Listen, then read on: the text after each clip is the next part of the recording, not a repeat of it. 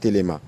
Outre ses adresses publiques à nos compatriotes à Bandundu-Ville et à Kikwit sur les enjeux de l'heure, elle a tenu une série de réunions avec les différents responsables ainsi que les représentants de la société civile pour s'enquérir de l'évolution de certains travaux d'intérêt public, notamment la construction de l'hôpital régional militaire de Kikwit et des bâtiments de l'état-major de la 11e région militaire.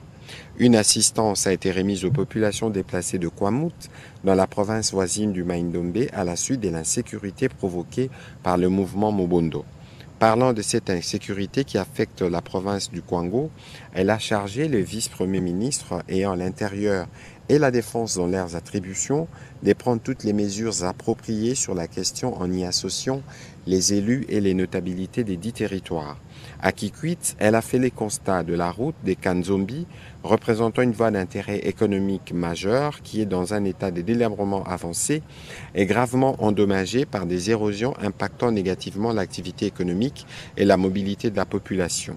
Ces équipes ont aussi rencontré les autorités de la province du Kwango, issus du démembrement du Grand Bandundu et où les infrastructures de base font cruellement défaut, notamment l'absence d'un hôpital général de référence pour la ville de Kingé, chef-lieu de la province. Par ailleurs, la présence d'une vingtaine de têtes d'érosion représente une menace sérieuse pour la ville ainsi que pour la route nationale numéro 1 qui risque d'être coupée au niveau de PKD 176-600.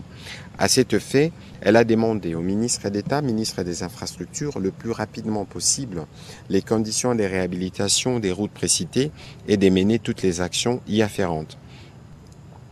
Quant à la situation générale de l'électricité dans les provinces du Kwilu et du Kwango, elle a demandé au ministre ayant l'électricité dans ses attributions de se pencher urgemment sur la question de la connexion de la ville de Kikwit par le barrage de Kakobola ainsi qu'à Idiofa-Ngungu, la possibilité de connecter la ville de Kenge via le parc agro-industriel de Bukangalonzo devrait également être analysée. Au deuxième chapitre du Conseil de ministres de ce jour, relatif au point d'information, le vice-premier ministre, ministre de l'Intérieur, de Sécurité, Décentralisation, Affaires coutumières, a fait le point de l'état et l'administration du territoire national qui reste dominé par la situation sécuritaire dans l'est de la République démocratique du Congo, ainsi que la réponse que le gouvernement congolais y donne. L'état d'esprit de la population a été principalement marqué la semaine dernière par la rentrée parlementaire dans les deux chambres du Parlement, l'Assemblée nationale et le Sénat. Au plan politique, il a été noté les encouragements et les soutiens de la population envers le président de la République pour les efforts en cours en vue de parvenir à une paix durable. Revenant sur la criminalité urbaine, il a rapporté que 356 cas présumés criminels ont été interpellés à Kinshasa par la police nationale appuyée par la 14e région militaire dans le cadre de l'opération Ndobo. Ils seront déférés auprès des juridictions compétentes pour être jugés en audience foraine. Il a été complété sur ces chapitres sécuritaires par le vice-ministre, ministre de la Défense nationale. Évolution de la situation récente sur les marchés d'échange ainsi que de biens et services. Intervenant comme invité, la gouverneure de la Banque centrale du Congo a indiqué que l'économie congolaise continue à faire preuve d'une stabilité remarquable depuis plusieurs semaines, renforcée par la coordination des politiques monétaires et budgétaires. Au cours de la semaine sous examen, le rythme de formation des prix intérieurs a ralenti et sur le marché d'échange, les taux se sont stabilisés à leur niveau dès la semaine précédente. D'après les dernières discussions, les dernières estimations, l'activité productive devrait progresser de 5,4% en 2025 contre 7,9% en 2024, bien qu'en ralentissement, cette croissance reste supérieure à la moyenne de l'Afrique subsaharienne. Le taux d'inflation hebdomadaire se situe à 0,14% contre 0,17% la semaine précédente, portant les cumuls à 2,05%.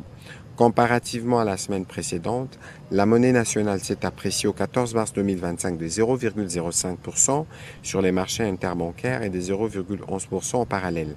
En cumul annuel, la dépréciation est de 0,53% à l'indicatif et à 0,33% au parallèle.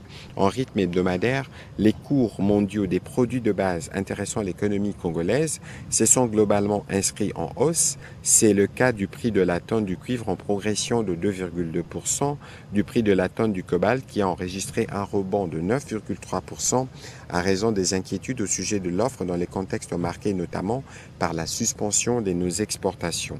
La gouverneure de la Banque centrale du Congo a recommandé le renforcement de la coordination des politiques monétaires et budgétaires tout en maintenant l'orientation restrictive de la politique monétaire afin de limiter les éventuelles pressions inflationnistes, la mise en œuvre de mesures de soutien budgétaire en faveur des secteurs les plus touchés par la crise sécuritaire, ainsi que l'accélération de la mise en œuvre de réformes structurelles afin de soutenir la croissance.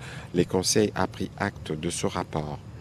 Au sujet de la situation épidémiologique en République démocratique du Congo, avant de présenter cette situation, le ministre de la Santé publique, Hygiène et Prévention sociale s'est apaisanti sur la situation sanitaire de provinces qui sont victimes de l'agression rwandaise. Au Nord Kivu, en effet, du 9 au 16 mars 2025, il a été enregistré 52 nouvelles admissions des blessés dans les formations sanitaires de Goma, ramenant le cumul à 5,640 blessés et 16 nouveaux décès intra-hospitaliers ont été déplorés, soit un cumul des décès intra-hospitaliers de 1589.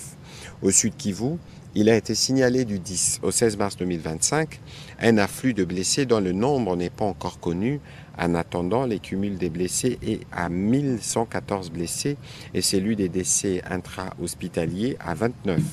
Revenant sur la situation épidémiologique, le ministre de la Santé publique, Hygiène et Prévention sociale a indiqué que par rapport à la semaine précédente, la tendance à la 10e semaine est marquée par une augmentation de cas suspects de Mpox.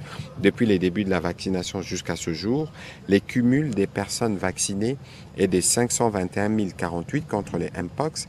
Un approvisionnement de vaccins MVABN est annoncé pour la semaine prochaine. Sur le registre des cas de maladies fébriles, avec suspicion d'une intoxication d'origine non encore déterminée dans les territoires de Bassonkousou, il a été ainsi enregistré du 10 au 16 mars 2025 un total de 37 nouveaux cas et un décès ramenant le cumul à 2957 cas notifiés avec 58 décès, soit une létalité de 1,96%. Quant à la situation liée au choléra, il a été noté que la tendance à la 10e semaine est marquée par une diminution de nouveaux cas, passant de 1440 à 1031 cas suspects, avec une létalité de 1,8%. Pour toutes ces épidémies, les dispositifs de riposte du gouvernement sont bien opérationnels. État d'avancement de la construction des rocades à Kinshasa. Le ministre d'État, ministre des Infrastructures, a présenté au Conseil l'état d'avancement du projet des constructions de rocades de la ville de Kinshasa. Il a fait savoir que les travaux de rocade sud-est et sud-ouest sont prévus pour une durée de 30 mois et visent à revêtir 63 km de voirie urbaine pour une emprise minimum de 20 mètres de largeur, comprenant 4 bandes de roulement et des accotements aménagés de part et d'autre de la route. L'avancement physique de postes déclenchés depuis les débuts des travaux est estimé à 38% pour la rocade sud-est qui va de Njoku à Mitendi et à 62,2% pour celle qui va de Mitendi à Mboudi, et c'est à partir de dévis quantitatifs de chaque rocade. Les taux d'exécution financière se situent globalement autour de 55,58%, estimés pour le 15,5 km. Quelques défis à relever ont également fait l'objet des éléments présentés au Conseil et ces derniers a pris acte de cette note d'information.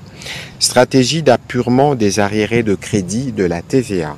Le ministre des Finances a informé le Conseil de la stratégie définie pour l'appurement des arriérés de crédit de la taxe sur la valeur ajoutée. Cette stratégie a été élaborée dans le cadre du programme soutenu par la Facilité élargie de crédit du Fonds monétaire international. Elle est consécutive à l'audit des certifications de tous les arriérés TVA envers les sociétés minières depuis 2021, réalisé en 2 phases par l'Inspection générale de finances. En vue d'assurer sa mise en œuvre harmonieuse, il a précisé que la dite stratégie se fonde sur le comportement saisonnier infra-annuel des recettes fiscales et non fiscales et s'adosse sur un mécanisme de recouvrement de la dette fiscale. En outre, cette stratégie se base sur de critères objectifs de transparence sur les éléments ci-après: certification de la créance, paiement des obligations dues au Trésor au titre de l'impôt sur les superprofits, régularité de la situation fiscale, remboursement de la subvention indue provenant de la pratique de prise administrée de produits pétroliers et acceptation de la nouvelle décote de 0 à 20%, seuil d'éligibilité annuel selon qu'il s'agisse de la petite créance ou de la grande créance. La présente stratégie permettra de renforcer la stabilité du cadre macroéconomique à travers une amélioration de l'offre des devises. Aussi, le remboursement des arriérés de crédit de la TVA constitue-t-il un signal fort